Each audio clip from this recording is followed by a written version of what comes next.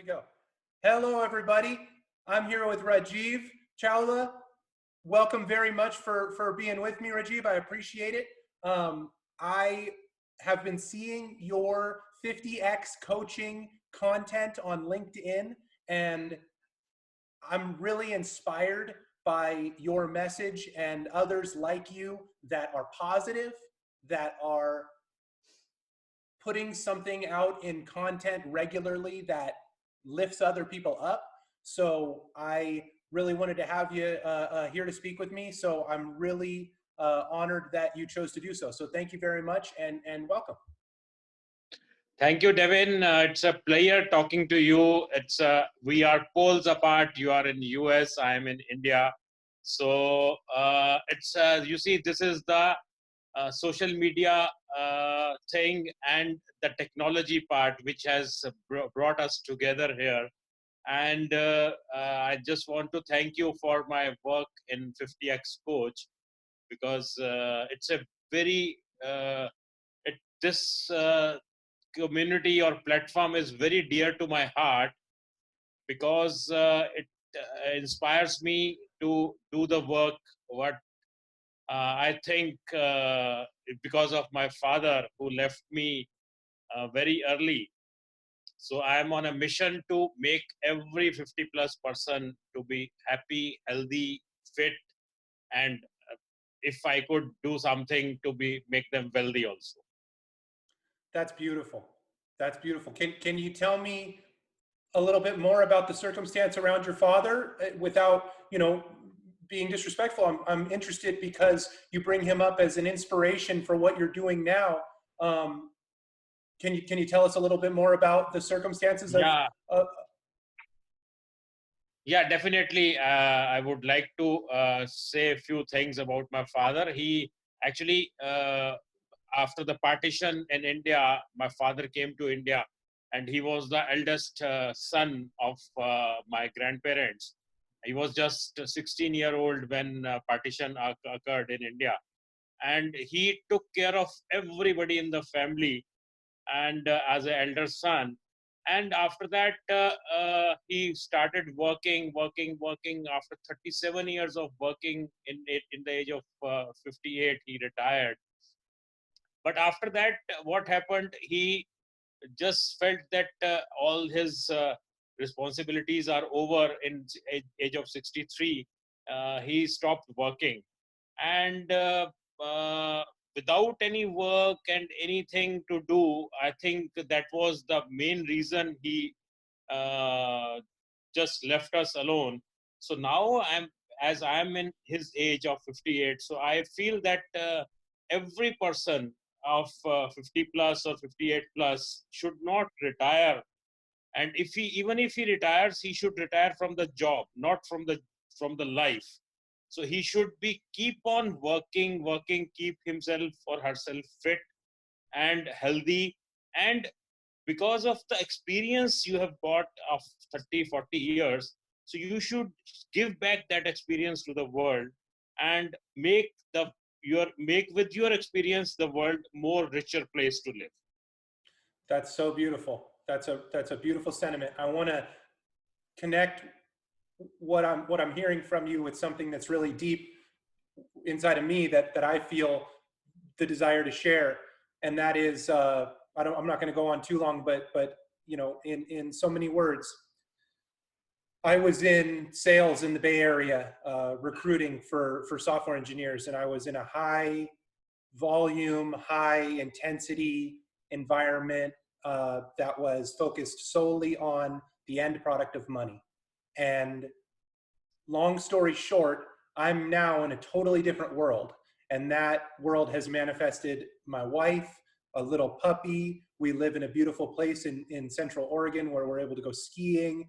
And basically, in short, I made a pivot to move towards health and fitness and mental well-being, and move away from pursuing material.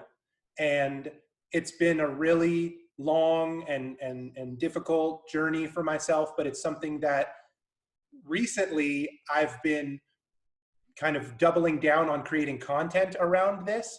And the thing that is magical to me is I'm finding others like yourself who all around the world are coming together around a similar message.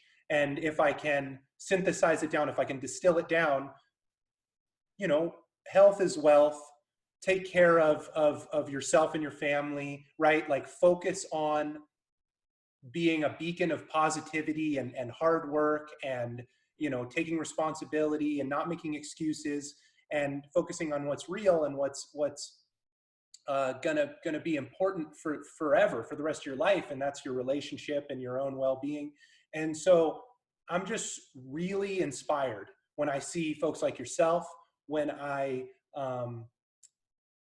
don't know. I just kind of want to put that out there in so many words. And in the very same vein where you mentioned your father and you know, honor your father for what he's taught you and what he gave you. I wear a ring that belonged to my grandfather, and he passed recently. And he, in the same way, if I may say so, was an inspiration, a mentor to me, because he worked hard his whole life. He took care of his family.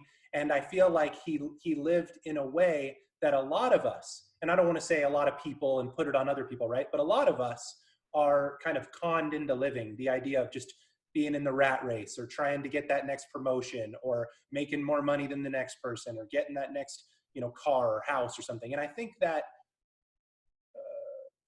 at the risk of sounding like revolutionary or new agey, I think that I'm seeing more and more people. It may very well be just because I'm opening my eyes, right, and putting myself out there. But I'm seeing more and more people that are saying, well, you know, maybe that's not for me. I want to be the best me I can be. I want to do the things that I'm passionate about, and I want to lift other people up. And I don't really care that much about things. Is that? I just want to kind of put that to you and see, you know, what your thoughts are on that subject. Yeah, that's right, Devin. Actually, the thing is now with the social media and the whole of the world opening up, so people are now into self-development and personal development industry are improving the lives and passion in our generation. I would say the younger generation is going into it. I can take myself kind of an exception at the age of 58. This year I'll be 59 now.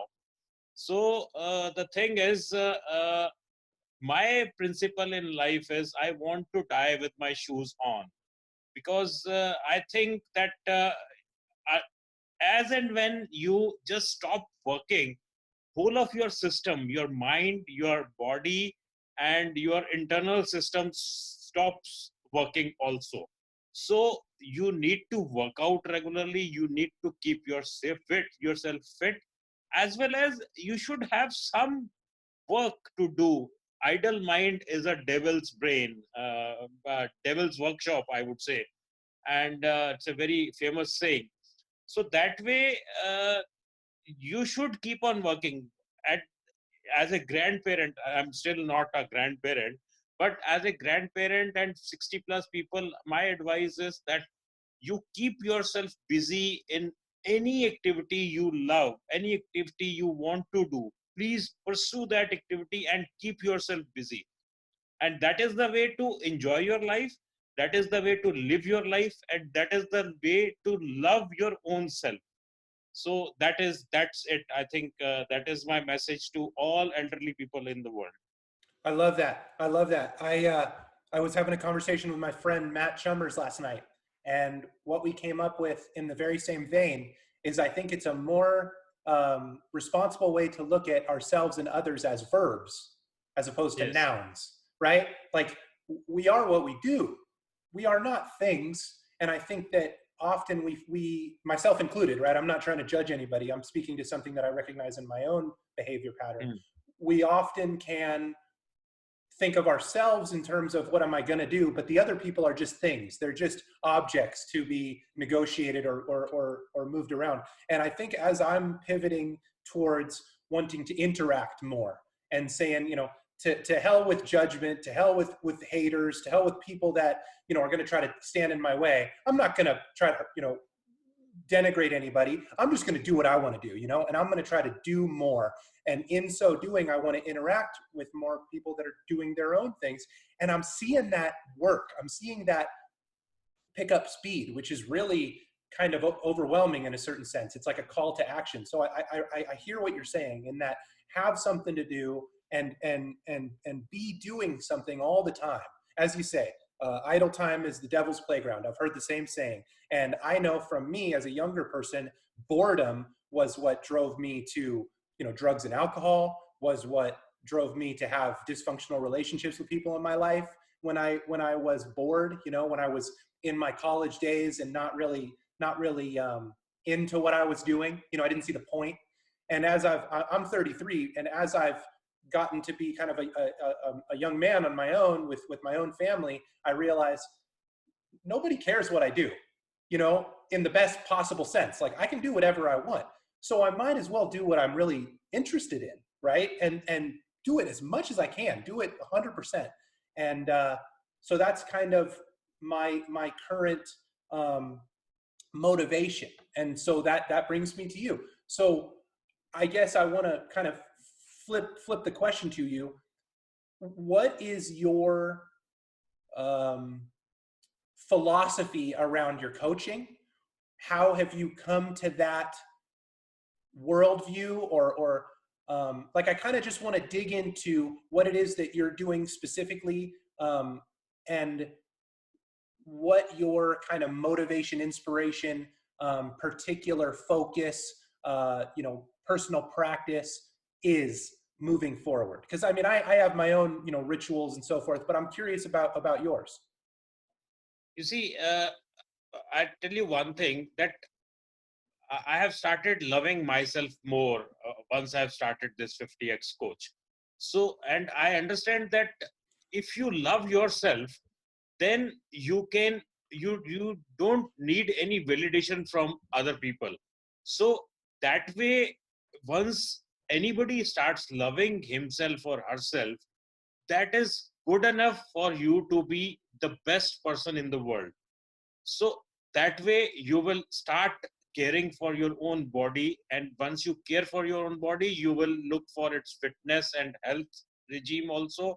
And I'm doing, you see, I'm doing morning regime. I call it morning regime or morning magic. It's a 1.5 hour kind of thing in which I do exercise, meditation, visualization. I pay gratitude to everybody in my life, in the universe, the God, things like that.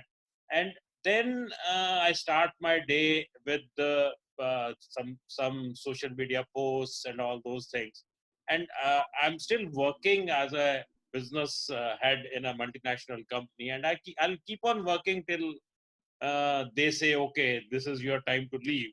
So after that, I've got my own way that I'll be working for all 50x people. I'm building up a community in which I'm training the retiring personnel from companies to live their life happily after retirement, because most of the people think that they don't have anything to do after retirement. So their whole system collapses the day they retire. Next day morning, they don't have anything to think about, anything to do. So I'm giving them a thinking platform in which they can look for other avenues, what they can do, how they can do, how they can use their time creatively as well as for the service of other human beings. So that is the main motto of 50x coach. And as far as the inspiration is concerned, you see, I don't want anybody of because the data says, the research in all over the world says that if a person after retirement is not working, he dies within 5 to 7 years. And this is not my reading. This is well-known universities have researched on this. So I want to change this thing by making people understand that if they want to live longer, they have to have something to do. So that is the thought behind this 50x coach. I love that. I love that. I want to piggyback on the message, because I think it's really valid for other age groups as well. I mean, you Yes. touch on a really key point for the retirees, but I think that from my experience, I've seen the exact same issues with the 20 somethings, because people Okay. in America specifically are young people are, and this is statistically verifiable, just as you say, the retirees having negative health outcomes, in idle times is something statistically and scientifically verifiable. In the United Mm. States specifically, I can't speak for India, but in the United States, 20 somethings are having unbelievably terrible problems with opiate addiction, as everybody I'm sure has heard about the opiate crisis. Mm. I don't know, if it's a problem in India, but it is very much a problem in the United States. Mental health is a very big deal. Suicide is a huge statistic and shouldn't happen to anybody, right? And yet it Yeah. happens, in the land of opportunity nonetheless. And so why are all these things the case? Well, I think that it's exactly to your point. I think that 20 somethings are in this, in the United States, are in this interesting narrative right now that is in this day and age, where after the family breaks up, which is the usual case in the archetypal, in the average American household, the parents split up, and then the kids at in their teenage years, if they're lucky, or younger if they're not. My parents split up when I was 8. Are kind of thrown out into the world and told, get a good education, get a good job, and you'll figure it out. But the de facto response to that, I mean, statistically, the response to that is what I've heard spoken about in literature as a crisis of purpose. Right? We're not in a world war. We don't have lands to explore and conquer. We're not fighting a common enemy, although this COVID kind of fits that bill. My point is, we don't have a unifying national or really an international narrative right now.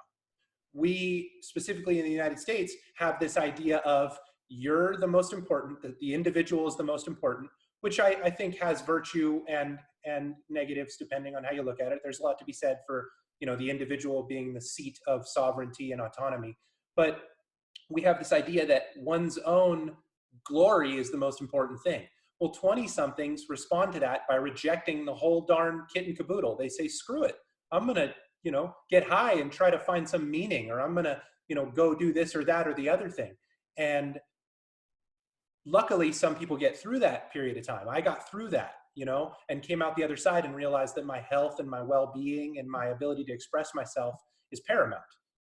I'm not going to give that up for anything, Mm. and luckily now at 33, I'm starting to see that manifest positive results. But I think exactly what you're giving to the retirees is something that I'm really passionate about giving to the late teens, the early 20s, the 20 somethings who are still not yet adults. They're not in their own home. They're not, renting their own place. They're not yet, working a career that they're passionate about. They're lost. They're lost. In the same way that maybe a retiree feels like, well, what now? I think a lot of 20-year-olds feel, well, what now, right? Because they see, not to just keep talking your ear off, but just to kind of make the point in a full circle, we're bombarded constantly by negative news media, right? Corruption here, environmental destruction there, immorality, all of this terrible activity by, the people in control of industry and so forth. And you get these young people with their, altruism and kind of naivete a lot of times, thinking, well, that's not for me, that's for the birds, let's burn it all down. And I'm kind of just past that point where it's like, well, hold on, institutions are wonderful, we've been given this great opportunity to be a part of something bigger than ourselves. Our forefathers have come before us and built these nations and built these opportunities to connect. So that's my point. I think that what you're doing is so inspirational, and I have my niche as well. And while it's a different age group, I think it's very much in the same vein. Yes, yes. Devin, you see, the thing is, until unless anybody, any living being, any human being, I would say, has got a purpose or a passion about himself, what he wants to do, he will never be able to survive long. So I'm teaching people the purpose. I think the things you are talking about 20 plus is also the same, that they have lost their purpose in life. So until unless they understand what is the purpose of their being themselves, their being on this earth, so then only they'll be able to live their life in a proper manner. Otherwise, they'll be going into negativity, they'll be moving towards different things which will give them a momentarily excitement, but that is not the life. So it is for everybody. The purpose has to be found. As I can say, I have found it very late in my life because I was working.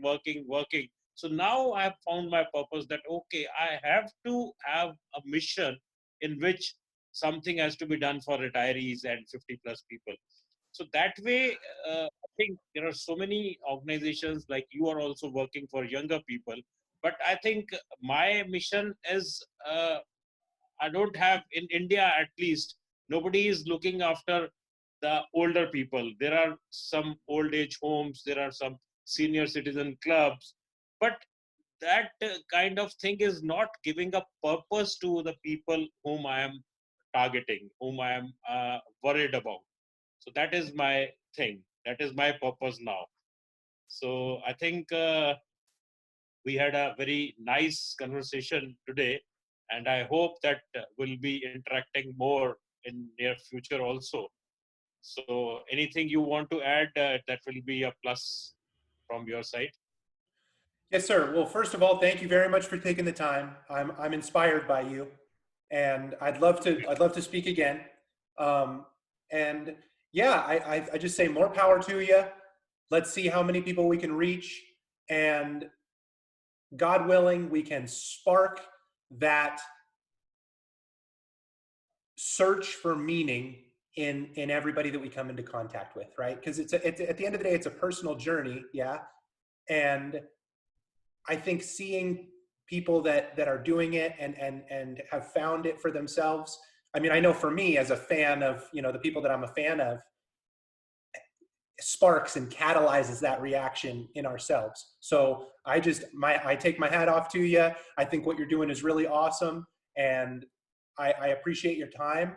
Good evening in India, and good morning in Yeah. Oregon. And I hope that we can have a talk again as our audiences, as our communities grow, and hopefully we can reach as many people as possible. I mean, that's the goal, Sure, right? sure. So much love. Really touched with your sincere comments, and I really hope that many people will see, younger and older generation will see this message, and they will find something to do with their fitness, with their health, and find their purpose in life. So thank you very Wonderful. much. Good night, My and pleasure. good morning to you. We'll see you next Okay. time. Thank you, sir. Okay. Bye bye. Take care.